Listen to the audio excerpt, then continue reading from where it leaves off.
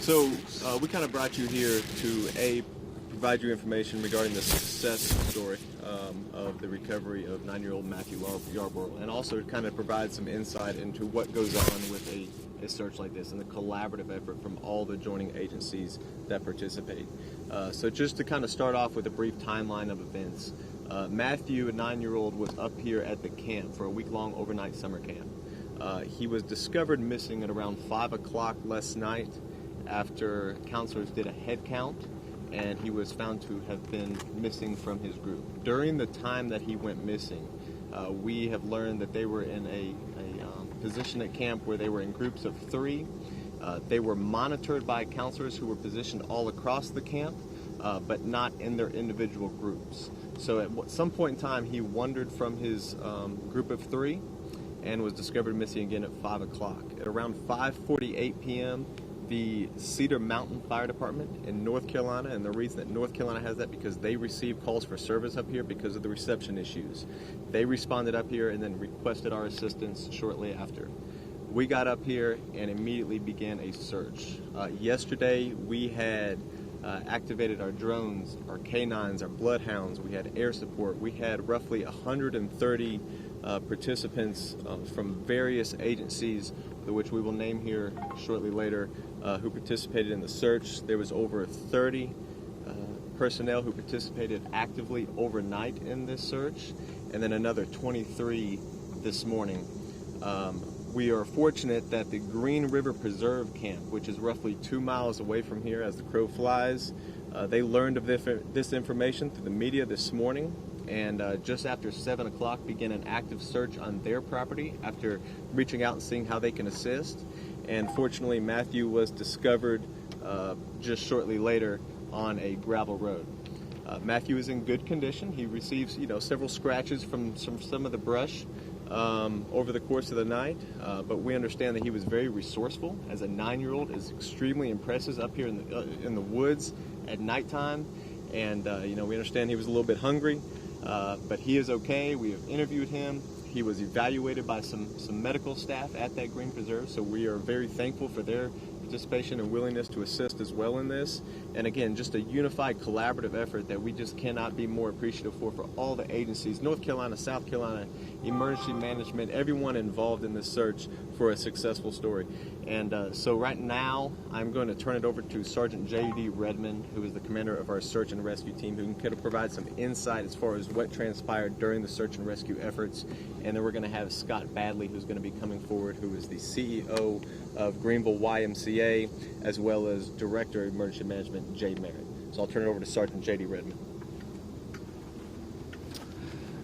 So just to kind of give you an idea of where we started from when we first came up here, the camp staff was already working very hard searching the grounds. What we did is immediately added to their resources and duplicated their efforts to search all of the buildings, the facilities, check all the different trails. At the same time, we're working with our canine teams, getting scent articles, and starting not only from the last place that he was seen with his group, but also with the cabin that he stayed in. It's a difficult thing for a canine team because of the great camp up here, but everybody's been on foot the entire week in this area. So you're taking canine teams and you're asking them to find that one trail outside of where he has been all week. In addition to that, we also had our drone teams immediately searching the area. And when I say the area, I mean every building, trail. We have 2 ponds that we were checking. Anywhere that he possibly could be, we checked every vehicle. There was no stone that was left unturned up until dusk. We also had our helicopter up, which in addition to the drone, all of those have FLIR technology, and we're looking for any heat sources. As we found those, we would dispatch teams out to look at those sites and see if they found anything. Multiple fire departments, as he said, arrived. As they came in, we would dispatch them out into different groups. As the night went on and we continued to run different trails, we began looking further out, and we had teams come in from further up north in North Carolina down into the trail. This morning we had several things planned for them to begin running all the trails back into camp. The area that he was located was on one of our search areas for this morning to be done as well. So We appreciate basically the partnership with the camp up here, the knowledge of us all working together with the different fire departments. We use all that knowledge together in our incident command as a unified command in order to check all the different areas. The staff here was very helpful. A lot of them also volunteer with the local fire department up here, and that is so helpful for us to all work together to accomplish that. And I really can't say enough. I appreciate the media pushing this out. It allowed the residents, in addition to a reverse 911, all the things that we're normally doing, you're pushing that information out up here allowed another camp to say, hey, we're close. This could happen. And we were already looking at how well of a hiker he was. It was completely reasonable for him to go several miles on a trail. And I'm so thankful for that camp to be proactive on their own and just start checking their area over there. And what questions, that's kind of what I have, and what questions do you guys have? Ultimately, was it like a K-9 team that found him, a drone? What saw him first? So what actually saw him first is this camp, and I can't remember, the Green River Reserve? Preserve. They went out on their own. They got a golf cart or an ATV and just started checking the roadways. Basically duplicating the response model that's here. They did that on their own camp property. They had his picture because you guys had sent that out. All that information was there, so they immediately recognized him when they saw him and contacted 911. And even that works great because Transylvania, we had already worked with their deputies overnight. Their teams were already searching multiple neighborhoods in the area. So we're all got the same exact information. We're working together out of the unified command. And that's how all that worked together really easily. It was mentioned that he showed some resourcefulness over the night to kind of stay safe. Can you tell us about what that entailed? What he did is we know that he covered up and used leaves and actually to stay warm overnight. I do know that he had some creek water, so hopefully he doesn't get sick from that, but he did find some water as well. The great thing is in our interview, and what we're actually going to go do a follow-up real quick while we're up here, is just go over the place that he went.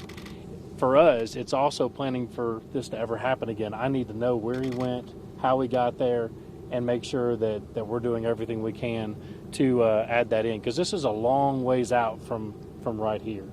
But he was able to tell us big landmarks. He could hear the helicopter at times. He could hear a drone. He actually heard his voice being called out. Things that we were giving our responders, hey, turn off your ATV, stop where you are, shout out his name, and listen. He just said he didn't have the voice to respond. Did he give you any indication of why he wandered off, or was there a homesick situation? Can you speak on that? He was out. He was enjoying camp, and as any boy would like to do, sometimes you like to go out. And things that you were nervous about in the search. There's a lot of wild animals. There's a lot of bear in this area. Was that something you guys were concerned about, not only for the child, but for your rescue effort? I mean, we're always concerned about the environment. I will say, everybody knows we're right on top of a mountain. So in addition to looking out, we're also checking everything right around here because anybody could slip and fall just being up here. So those are major concerns for us is the environment. But in addition, we've got to look at, okay, if he didn't fall down, how far could he go if he's lost? So that's where we have to make a lot of decisions, but that was part of this morning. It wasn't just focused on one thing. We were focused out, but also making sure he's not going to be found like right there. So, do you have a rough estimate of how many miles he went before he was found? As Lieutenant Flood mentioned, it's about 2 miles. I mean, that's, I can draw I judged just from the 911 call back to where his last scene point here, and that was 1.5 miles, but we know that would be we know he went well over 1.5 miles. You couldn't go straight in a line, so it'd be over 2 miles is where we're looking at. He was cut up from brush and things like that, but other than that, he was just hungry, wanted some breakfast. Anything noteworthy that he told you guys once you were able to chat with him? We gave him a sticker and we made him a junior deputy.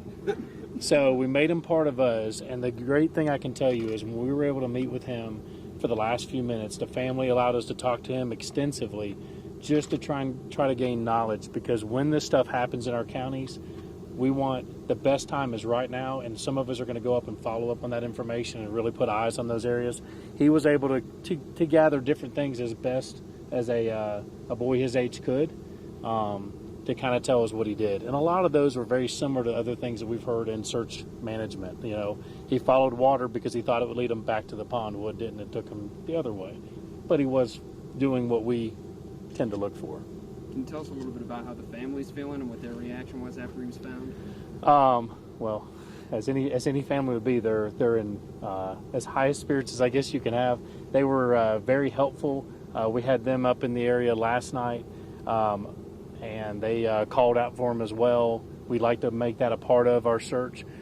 And they were also helpful in understanding too that we needed to turn away family, friends, and just other people. When you think about what we described earlier of having 130 people out here, we know who those people are, and I have radio contact with them. So when I'm looking for a heat signature with a drone or a camera or on the helicopter or handheld, you don't want things to take away from what you're doing.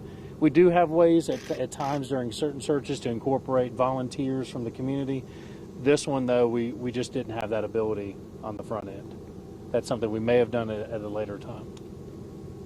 Will you say and spell your first and last name? JD, and the last name is Redman, Redman. And your title one more time? I'm a sergeant.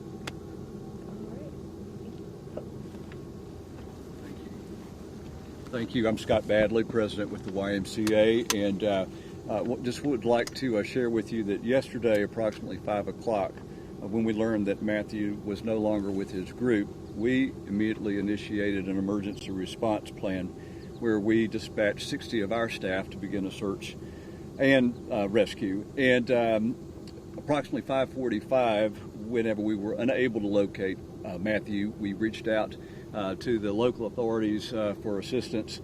They quickly responded and began the search, and at that point we ceased our search so that we didn't distract from their efforts and the technology that was just mentioned. Can you go into... I was just going to share, the YMCA of Greenville is an accredited camp by the American Campers Association, and we've got over 300 safety steps and precautions that we put into play every day. So, we take this safety very, very seriously. And along with that, we did also notify the parents of campers who are currently in the program because we wanted them to be sure they were aware that their child is safe and what the current situation was. Can you go into detail about these groups of 3 that Matthew walked off of, apparently? Well, at this time, we're still investigating that, but what I can tell you is that they were involved in what we call truddy time, and that's where they have options to choose from. All of those are staff supervised, but at this point in time, they were at the Gaga pit, and following their time there, went over to the camp store, and sometime in between that period is when we believe that Matthew became separated from his group. But we're still, again, we're having discussions with staff trying to get more details about that. Scott, can you mention, because you said 300 steps, that's quite a large number. However, unfortunately, children will be children. Does this mean now we're going to increase the number of steps when it comes to security? Because unfortunately, one got away. Well, that's certainly possible, but I think major emphasis just on restepping existing policies and procedures just to make sure that we followed everything that we should and that we review each one. And is there anything there that we can further tweak and get better at? Have there been similar incidents like this at the camp in the past? No, there have not. In my experience, nearly 16 years here, we have not. We've had a very, very good track record of keeping our children safe. And I also do want to mention, because we've had such a tremendous group of support behind us, that we can't thank enough the 127 first responders from these multiple agencies that you've heard from. And I would also like to list them, please, because I think it's so noteworthy, the great work that they've done. Greenville County Sheriff's Office, Cedar Mountain Fire Department, Greenville County EMS, Transylvania County Sheriff's Office, Transylvania Emergency Management, Emergency Response Teams, Conisty Fire Department, River Falls Fire Department, South Carolina Foothill Search and Rescue, South Carolina Task Force 1 and 6, the FBI, the Red Cross, and Verizon Wireless, and then certainly our staff of 60 who started the search. It's been a tremendous team effort, and anyways, we're just very thankful for all those involved. How much camp did Matthew have left? How many days of camp did he have left of his tenure? A day and a half. And has he been given the option to stay, or is he going to go home and recuperate? Certainly. Would love for him to be able to stay and finish it up. it's been a great week otherwise. I know you said you're investigating. Have you talked with his direct counselors or the people who were tasked with watching him at the time? Well, right now, again, we're really investigating this on a broad level, and then we're kind of working from within. So I don't have all of the detail on that just now, but we should soon. And what was happening with the other campers? I mean, was the camp like on a lockdown or? Well, what we try to do, the first thing we want to do is make sure everyone else is accounted for and safe and where they're supposed to be, and they were.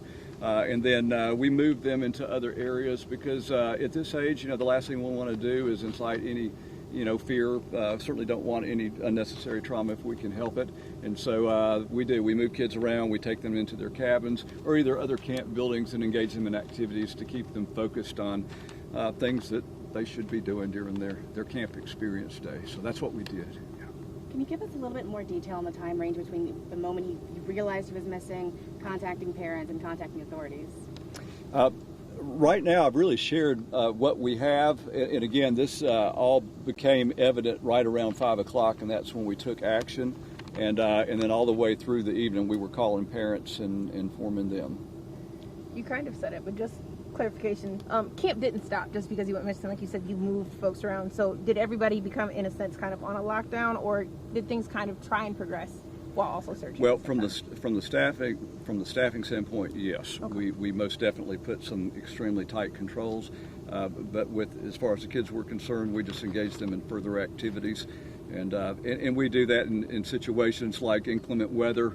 It's actually a common response for us, and again, the most important thing is that the kids don't really notice that, and they can continue about having their good time. Did they know what was going on? The other campers? Only the ones in his immediate group, I think. Yes. Okay. Thank you, sir. Okay. Thank Thank you. you. I'm Jay Merritt. I'm the Director of Emergency Management for Greenville County. What we provided to the scene was the resources of a lot of the searchers. We have a special operations coordinator that works for us in our division that helps coordinate the county's resources, whether it be the different fire districts around the county. So we had firemen and other public safety personnel from all over Greenville County that are part of the Greenville County's ERT team that are here. We give special thanks to those chiefs that allow their personnel to take part in this. They realize the big picture and they realize that it is a team effort. So we give extra thanks to them. In addition, I want to give thanks to the Greenville chapter of the American Red Cross. They had begun mobilizing this morning, and they were going to come up and provide food, refreshments, lunch for all personnel that were involved with this. Another special thanks to Verizon. As most of you have probably realized, the cell signal up here is very spotty. With technology being what it is, a lot of what we do relies on cellular technology, and they were deploying resources here to provide us a dedicated mobile tower to help us in this endeavor. Fortunately, prior to that, he was found, so we were able to call out those resources. But that does not take away from the fact that they were deploying them and getting them on the way here now, or this morning. So, really, just a big thanks to everybody that's involved and that helped with this coordinated effort. All right. Thank you. All right. Oh, thank you. Good.